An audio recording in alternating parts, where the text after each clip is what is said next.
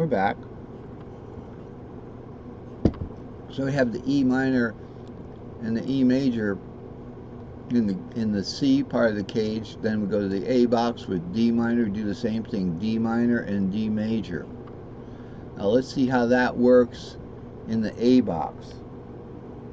I'm going to put the capo on the G, and so I can play an A-shaped C right here. Now with the D minor shape, we're going to be using that top part as an open now, but it's still D minor shape. And I think we can actually do one of these things where I hit a couple of strings here and then do this. So it's nice. What am I hitting? I'm also hitting the 5 and the 2 down here. This is open. There's a nice D minor 7th because I'm hitting the 2. Okay, if I drop the B string down to open, got a real strong D minor shaped D minor 7th. It's D minor shaped because I'm doing a C shaped A, so I'm in the key of C, so it's D minor shaped, but that D minor moves down. You know, that from this D minor in the C box, it moves on down like something like this. It's kind of eerie. Then we go to the D major shape, right? So with the A box, we're doing the D minor shape here, and then we just take it up that half. Same thing with the E minor to the F in the E shape. Now the next box over, I can tell this is the G. We're going to see that in the next chart. The G shape. So we've got a C minor. Now this is more difficult to play. Okay, when we're in the G box here, what we've got is the C minor shape, but we can't get the 7 on our C minor shape, but it's a C minor shape bottom, like that. So it says C minor shape bottom with a D major shape top. What are we going to play? Okay. So that's 2, 5, 7. Okay, so in the G box here, remember the G box starts on the 6th, because when we're down here in regular E tuning, when we play our G here,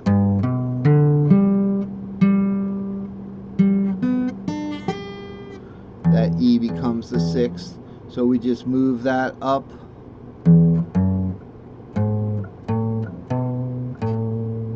Okay, we just move that up a 5th here, and we've got that same G shape now that we can do in the key of C instead of the key of G. It moves it up a 4th, I believe.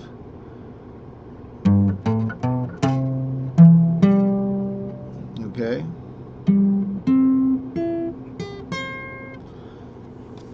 So we've got a C minor shape 3rd in the G box.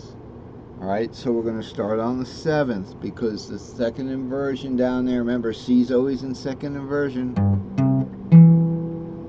It's going to be minor.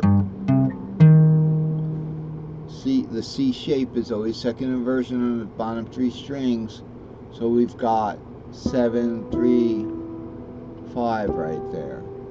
That's the bottom part of the C minor shape. Then we go to the D minor shape 2, 5, 7.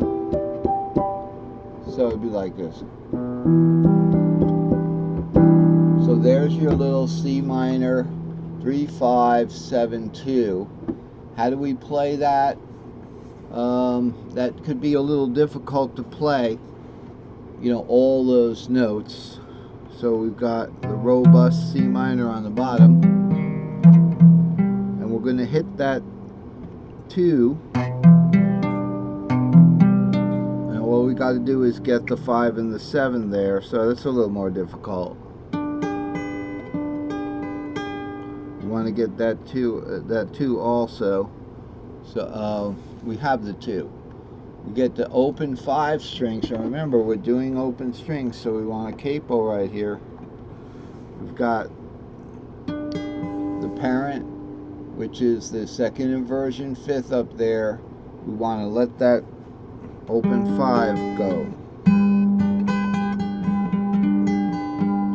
And what else we got on the bottom? We can get a 7th chord by getting the A string.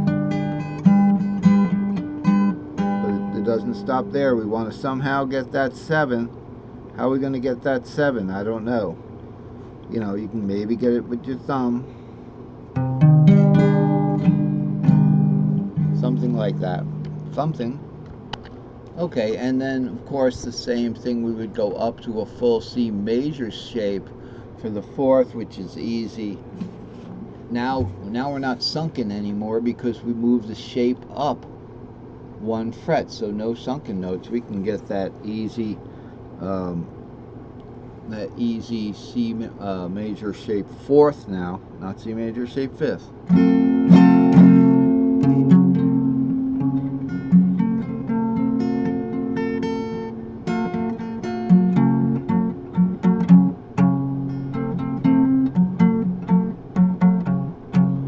Happy shapes are here again, right? So that's the name of that tune. And so that's with the little labels here. I wanted to tell you a little bit about it. Maybe one last different one would be, let's say in the E box. So here's our modal circle we've talked about many times in the lessons. Okay, and on this 2nd G minor shape, because remember, if you're in the E box, okay, now I can remove the capo altogether, and I can do an E-shaped C down here.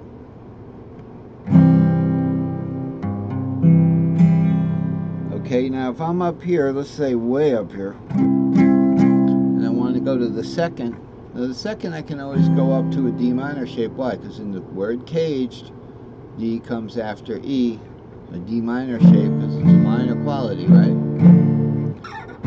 But this is about making the chord right here. So what we could always go to that G minor shape.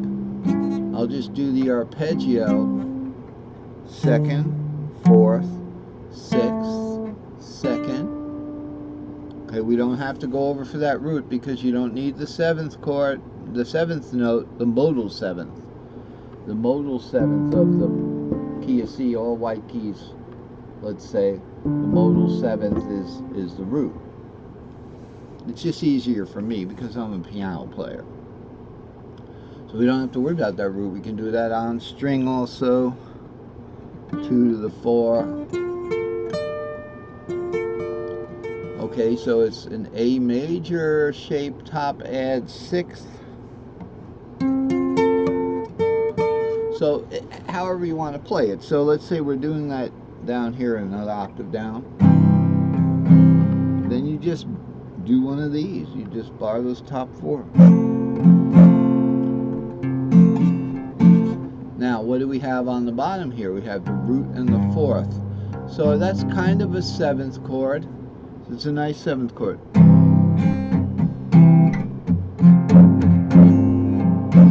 You hear how it's got like a little suspended quality to it?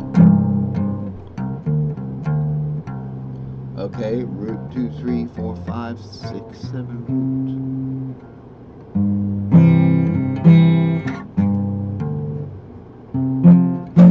I almost forgot. Okay, so that's a little word on the G minor. Now we're going to shift over to the next chart where we can have more freedom of motion. And we've talked about all this stuff. All right, let's go. Here we go. We're looking at, no.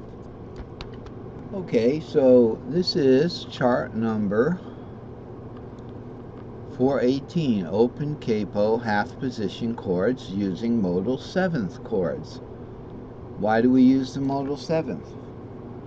Because sometimes there's no triad note on one of the strings, so we have to just play the modal 7th. I have to because I like to play 6 strings. I'm going to give you a rule of thumb that we can work on.